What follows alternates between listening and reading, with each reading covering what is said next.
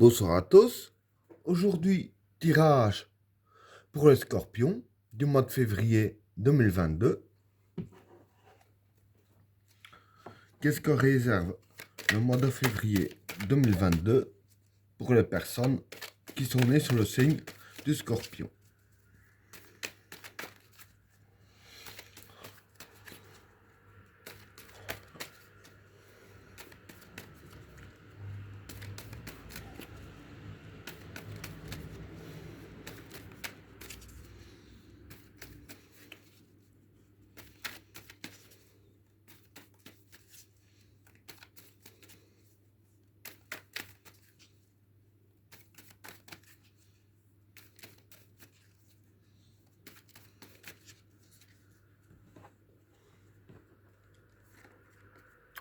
Le retour,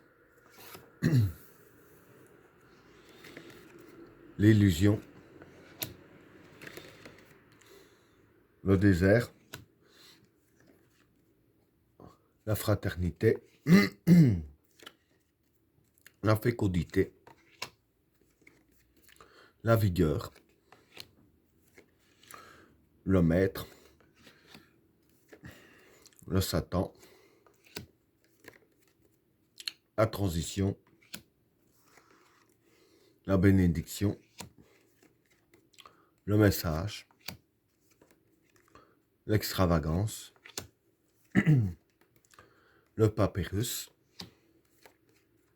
le silence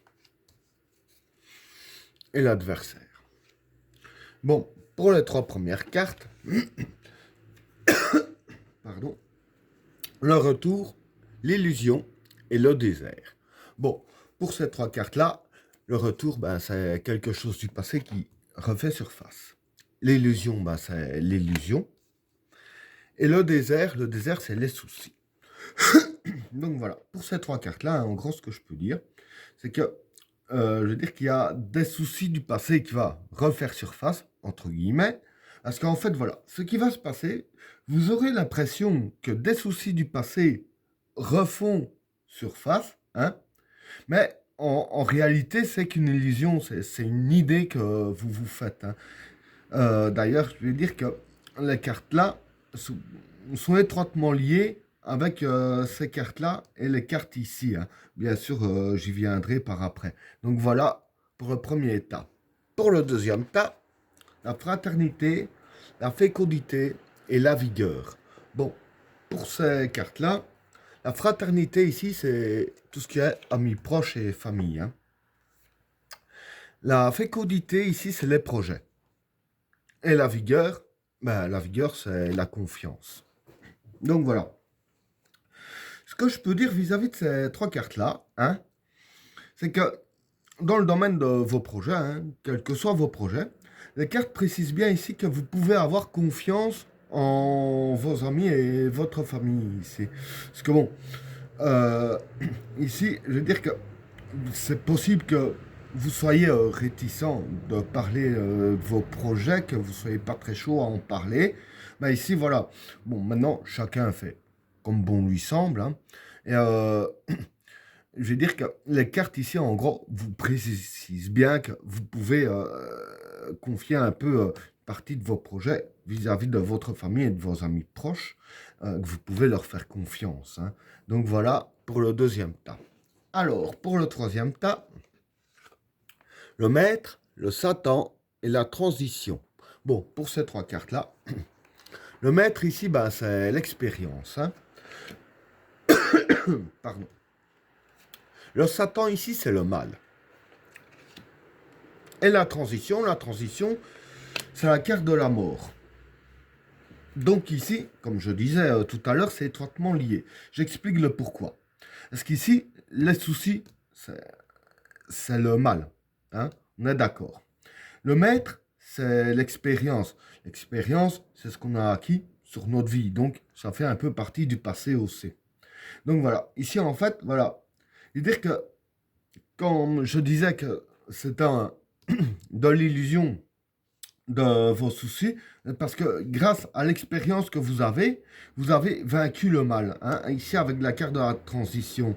Parce qu'ici, je vais dire que c'est les cartes qui vous rassurent bien, en fait, je vais dire ainsi, que le mal qui a eu lieu jusqu'à maintenant a été tué par l'expérience que vous avez eue dans votre vie, hein.